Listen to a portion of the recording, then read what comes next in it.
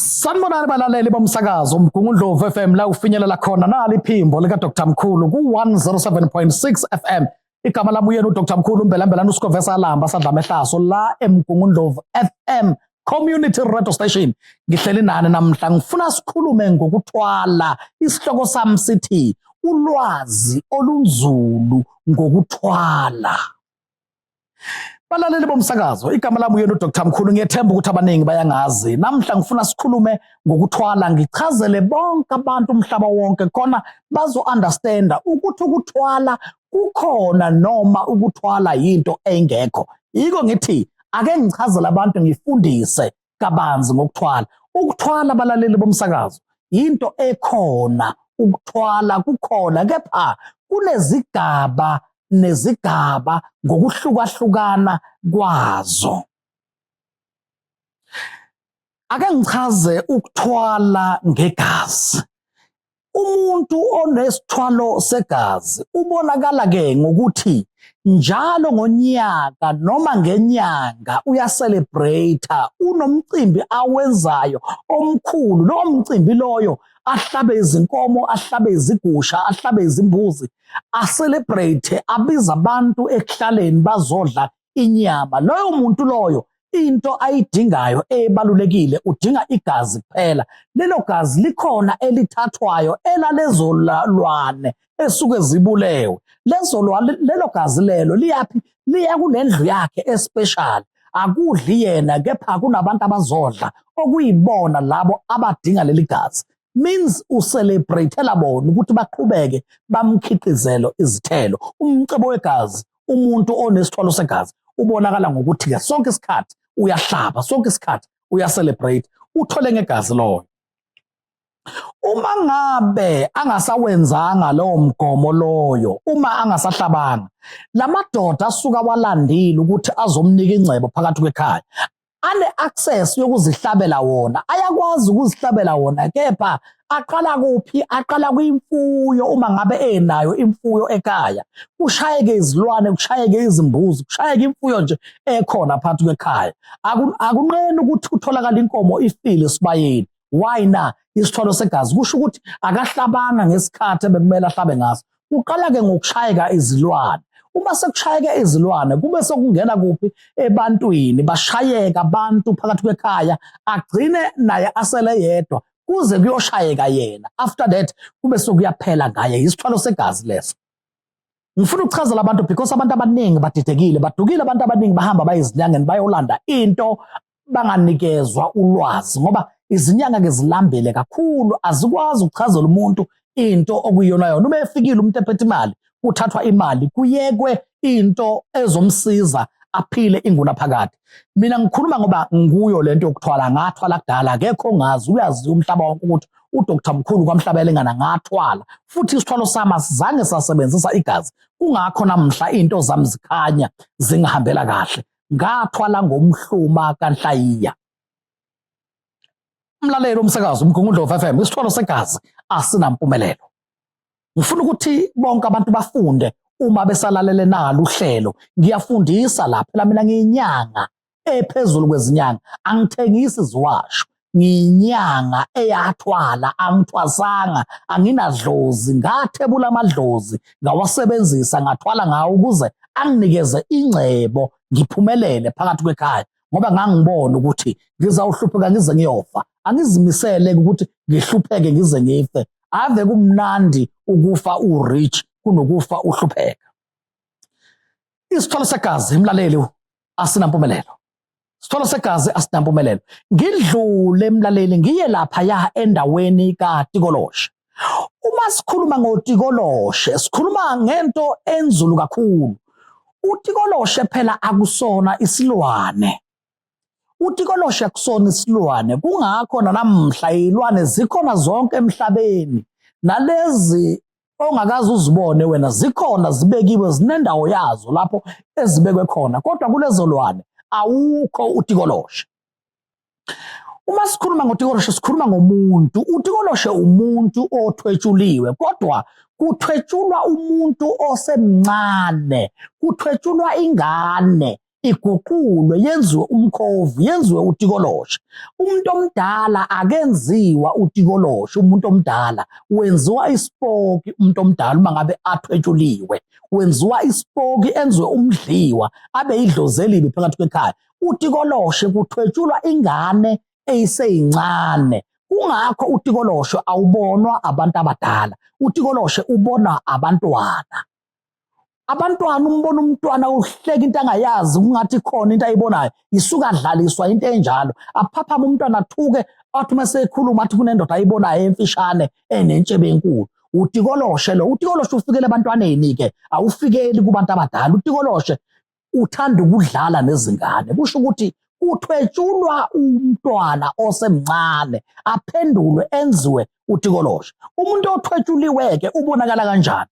Ubonakala ngokuthi noma ngabe niyomngcwaba angene emoshali, ashone angene emoshali, lowo muntu loyo uphuma eblida, aphume opha igazi. Lowo muntu kusho ukuthi-ke uthwetshuliwe, nize niyomfaka ebhokisini niyomngcwaba solo athambile, akaqini, kepha uphuma emakhazeni.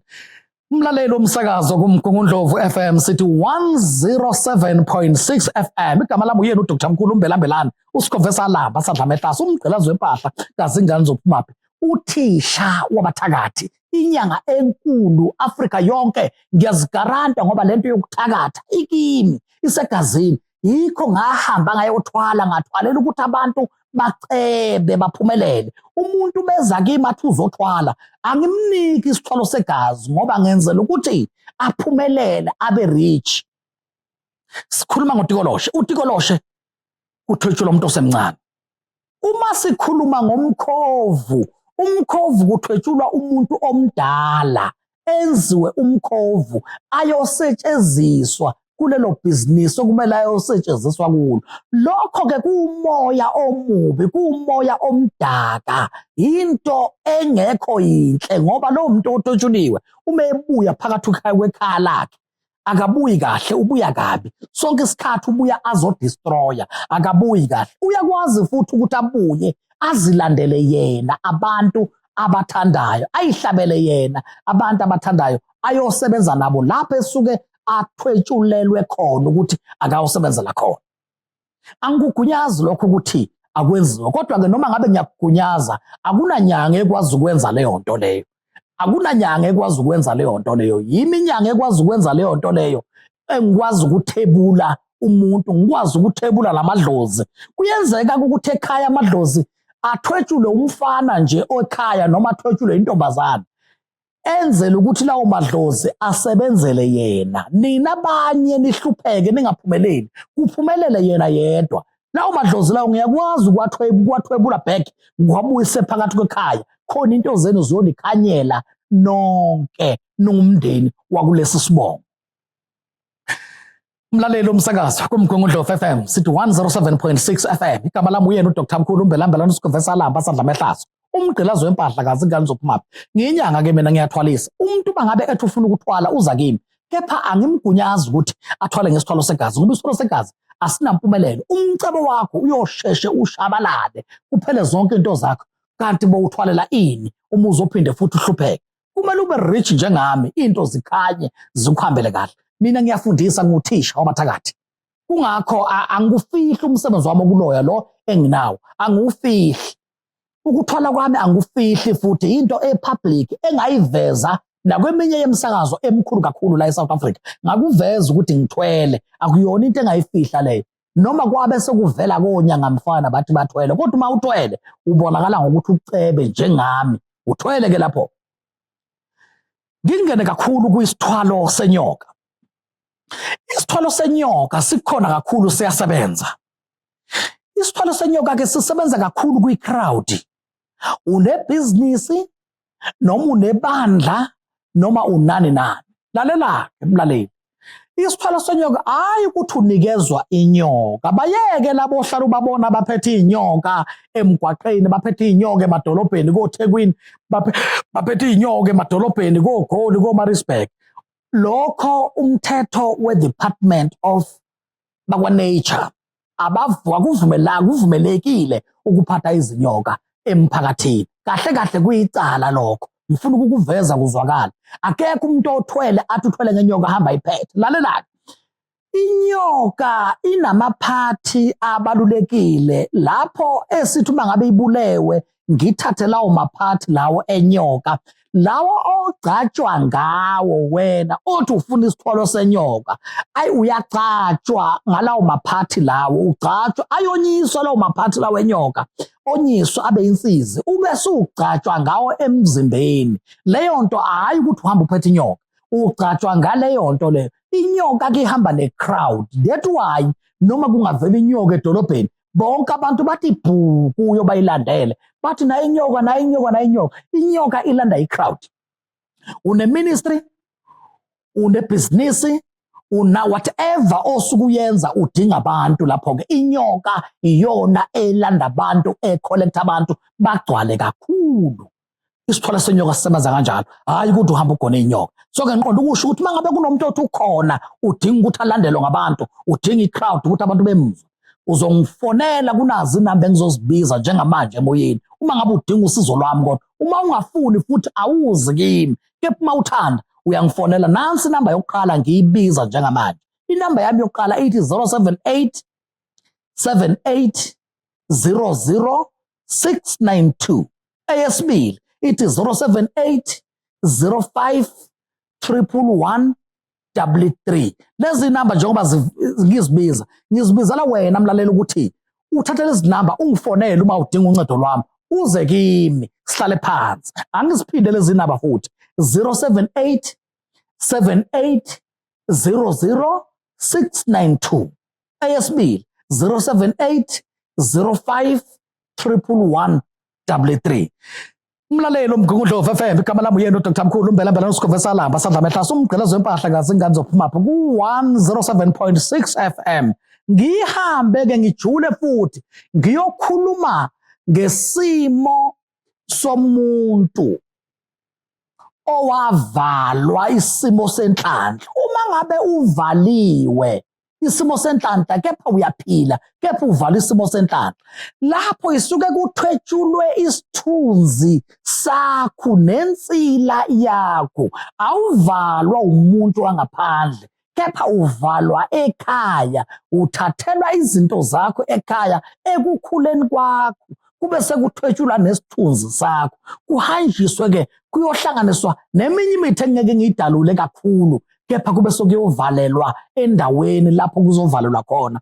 Noma kanjani angeke uyibone impumelelo yakho iya phambili, uzoshikishana wendena uzama impilo iya phambili, kepha into zakho zingenzeki. And abantu bakuthathe what otherwise, whatever oyikhulumayo abantu abezukuyilalela, kuyoba ngathi nje inganekwane lelo oyikhulumayo, kanti isithunzi sakho asisekho. Uzokwazi ukubamba imihlangano nabantu abaserious, ubambe imihlangano nithembisane ama-opportunity a-right, kepha yonke into yakho igcina ingenzeki. Why na? Isithunzi sakho nombono wakho awuthathelwa enhloko, akukho nto ozoyikhuluma izwakala. Why na? Kwathwetshulwa inhlanhla yakho, whatever oyikhulumayo ifana nento efile. Ngikhona ngila ekhaya esigodlweni kwaMhlaba Yalingana, kungakho namhla ngithe ake ngifake nansi ingxoxo la kuMgungundlovu FM ukuba uma kunomuntu okhona othi Dr Mkhulu, ngiyafisa ukuthi into zami zivuleke zihambe kahle, mina uyongifonela uze kimi ekhaya sihlale phansi ngihlole. La ekhaya ke nginomhlahlo, la ekhaya nginomhlahlo, ngikwazi ukuthi ngikuchazele yonke into yakho. After that sibone ukuthi siphuma kanjani.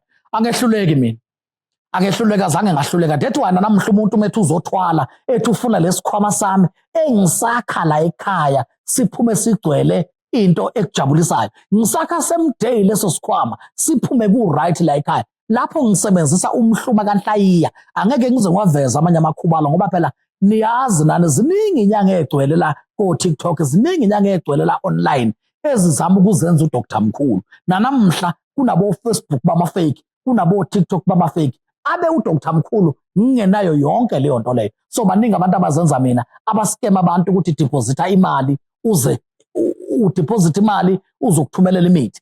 Cela ukuthi ungadepositi lutho nje, ungenzi lutho. Mina uma ufuna mina uza kimi ekhaya esigodlweni kwaMhlaba Yalingana, lapho engithakathela khona, lapho engenza khona into zami zenzeke. Okay, bengisakhuluma ngendaba yokuthwetshulwa. Ngifuna ukuyibeka zonke lezi zigaba umuntu understand ukuthi kahle kahle sikhuluma ngani la. Ona leyo nkinga uzabe sowufonela mina ke ezekimi ke sihlale phansi sibone ukuthi uma uvaliwe ngivula kanjani. Lokho akuyona inkinga, kufana namanzi amancane. Uma ngabe ngivula umuntu into zakhe zibona zikhanye kubonakala. Kunabantu abaningi abakhalayo, dokotela ngifisa ukwazi ukuprofetha, dokotela ngifisa ukubona inkinga zabantu, ngifisa ukubona inkinga zabantu. Ake ngenze isibonelo. Uma ngabe unebandla noma umfundisi, noma ngabe usonta kuliphi ibandla, noma ngabe uthandaza kuliphi ibandla, kepha uma ungenayo iprofesi ungakwazi ukubona inkinga zabantu, ufana nento efile ngoba awuboni lutho. Abantu bazogula phambi kwakho ungaboni lutho. Why na?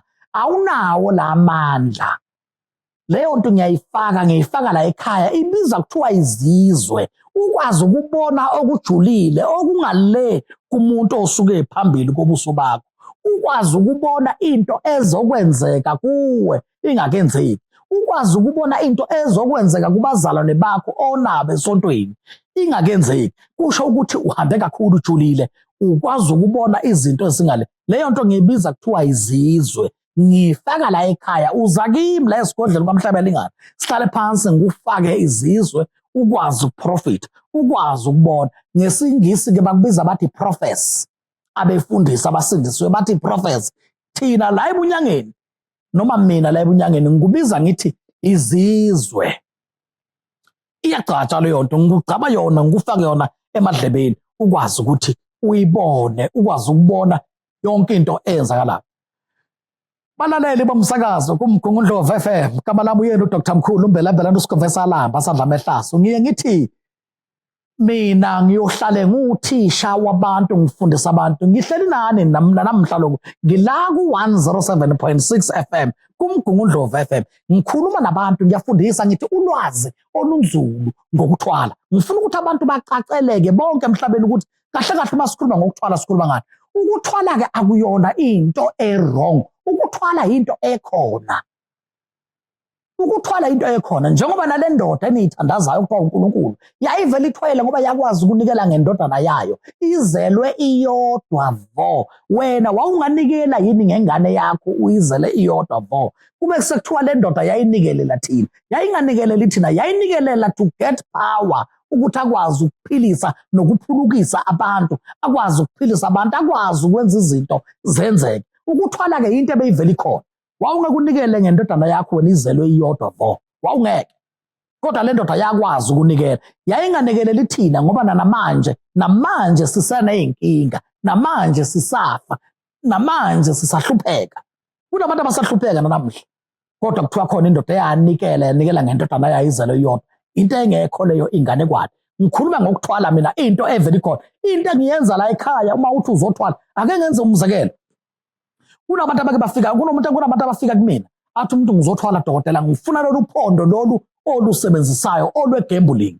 Lolu phondo lwami lwe-gambling ngilwenza same time la ekhaya. Siphume sithathe owami umshini, mangithi umshini ngisho imoto-ke ngoba angihambi ngesikorokolo. Ngithathe owami umshini, siphume siye ekhasino, sifike sigembule, ngikukhombise ukuthi uma ugembula kanje. Uma uphethe lolu phondo awini umuntu athatha into zakhe, sihlukane phakathi.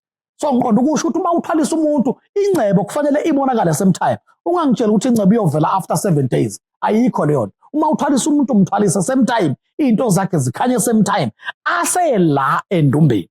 Yonke into ibonakala ukuthi cha, uwaphetha amandla, yonke into yakho unayo, yonke into othi unayo iyasebenza, iyaphila.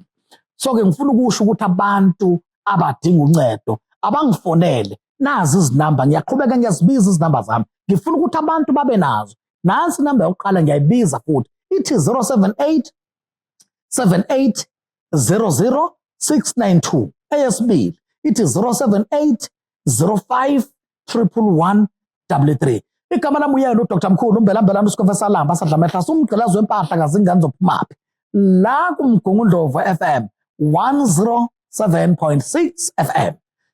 Khuluma nomuntu namhla ngithi ulwazi olunzulu ngokuthwala. Nguthisha ngiyafundisa. uthisha wezinyanga, uthisha wabathakathi. Angikhuluma inganekwane, ngikhuluma into engikuyo, ngikhuluma into engayifihli.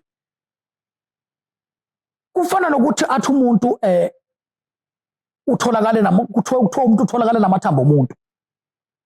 Leyo nto leyo is not legal. Akekho umuntu aba umuthi. Umuntu unedlozi lakhe, futhi umuntu uyisidalwa esibi. Umuntu unesinyama esibi. Awukwazi ukumsebenzisa emuthini. Awukho umuthi osetshenziswa namathambo omuntu. Kepha umuntu ogangayo owenza imimoya yakhe emibi uyakwazi ukwenza lokho. Lowo muntu loyo umuntu okuthatha uvalwe endaweni yakhona ahlale phansi, ngoba kusho ukuthi ayikho into ayiphilelayo. Lapha kusukela la ngabuya khona engathwala khona endaweni yaseBenini, Benini, Mozambique, indawo esengihambile ngi-Edamandla, angikaze ngidibane nokuthiwa umuntu umuthi. Kepha namhla kubulawa abantu kuthiwa abantu bawumuthi. Lokho-ke ngugobela wezinyanga, nguprofessor wezinyanga, angiku-advise ukuthi inyanga ayenze lokho. Kunanansi language ekhulumekayo engifuna ukuthi ngiveze abantu bayi-understand. Uma ngabe izihlangene izinyanga, ithi inyanga enye noma athi umuntu ngithengisa amafutha esothamlilo, ngicela ni-understand ukuthi amafutha esothamlilo ilanguage leyo efana nenombolo yasejele. Amafutha esothamlilo suke kushiwo amafutha omuntu. Izinto lezo ezivamisa ukuthi uzwe ziyamenyezelwa kule ndawo okuthengiswa khona imithi, lapho okuchithwa khona imithi. Athi umuntu mina nginamafutha esothamlilo. Isothamlilo umuntu, lo muntu loyo ufuna ukuthathwa ayogcinwa endaweni yakhona, ahlale phansi noma boshwe, ngoba kusuke athengisa into e-wrong. Umthathephi loyo muntu. Lokho-ke kuyicala, angikugunyazi ukuthi kwenzeke lokho, kepha izinyanga ziyakwenza, izangoma ziyakwenza. Isizathu abantu badukiswe igama lokuthwala. Ba-understand abantu ukuthi uma uthwala uthwala ngani. Bacabanga ukuthi uma uthwala uhamba ubamba umuntu. Ayenzeki into enjalo. Uma ufuna ukuzothwala la ekhaya, mina ngiyathwalisa, lokho angikufihli, ngiyathwalisa la ekhaya. Kepha anginaso isithwalo segazi.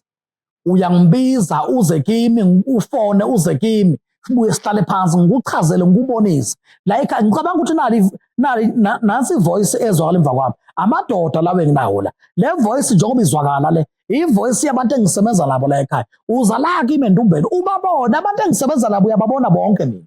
Mina uma ukhuluma ngokuthi ufuna ukuzothwala, ayikho indoda engisebenza nayo le endumbeni ongayiboni. Ubona indoda oyizwa ngendaba kuthiwa ikhona emhlabeni ongakazi uyibona. Kepha la endumbeni yami uyayibona. Anti uyayizwa nje le voice ekhalayo. Uyayizwa le voice ekhalayo. Le voice ekhalayo eyabo labantu bala ekhaya. Abantu engisebenza nabo lapha. Uma ufikile uyeza ubabone, uxhawule ubabingelele. La ekhaya ngidila nokuthi nginikeze umuntu ubucebi, nginikeze umuntu impumelelo, acebe into zakhe zihambe kahle. Angifuni umuntu umezela ekhaya kwaMhlaba Lingana la ekhaya kwaDr Mkhulu aphuma hlupheka. Ngifuna umuntu athi umuntu uDr Mkhulu sengicebile into zami zihamba kahle. So-ke into enginaye le. Umlaleli womsakazo kuMgungundlovu FM, igama lami uyena uDr Mkhulu umbelambelana uSikhova Lamba Sadla Mehlazo. Nazi izinamba zami ngiyazibiza futhi ngithi 078 78 00 692, esibili 078 05 111 33. KuMgungundlovu FM ngithi ulwazi olunzulu, funda uze uyofa. KuMgungundlovu FM 107.6 FM. Ngizawuphinde ngibuye futhi sizohlala phansi ngichaze kabanzi ngendaba yokuthwala. La ekhaya ngiyathwalisa. Uma ngabe kunomuntu othi dokotela sengihlupheke kwanele, ngifuna ukuthwala, nazi izinamba zami. Fonela mina uze kimi esigodlweni. Uma uthanda ungene ku-Google uvele ubhale nje Dr Mkhulu. Ku-YouTube ubhale Dr Mkhulu, but please ungadeposit imali ngoba kunabantu abafake igama lami abaningi abagcwele ko-TikTok. Ningakwenzi lokho. Mina uyangifonela uze kimi, awudeposit imali. Igama lami uye ku-Dr Mkhulu lo, ngila kwaMhlaba Lingana la ngikhona, lapha engisebenzela khona nalapha engithakathela khona. Yonke into yami ngiyenza la ekhaya-ke ngiyalapha. La ekhaya ngiyalapha, la ekhaya nginomhlahlo, ngiyahlola umhlahlo-ke ukuhlola okunje. Yilapha engibiza khona amagama abantu. Yilapha engifike ngikutshele khona ukuthi wena kwenze ukuthi ngonyaka othile, kwenze ukuthi ngonyaka othile. Njengoba usuke eCape Town ula ekhaya, njengoba usuke eThekwini ula ekhaya, uze ngenkinga enje. Inkinga ziningi umuntu, kepha uma uzohlola ngomhlahlo la ekhaya, ngikutshela inkinga le ekususe ekhaya iyakuletha kimi. Igama lami uyena umbelambelana Sikhova Lamba Sadla Mehlazo, umgqalazi wempahla kaze ngani zophumaphi. KuMgungundlovu FM ngizawubuya futhi ngithi kini nisale kahle, sizawubuya sihlale phansi sixoxe kabanzi ulwazi olunzulu ngokuthwala.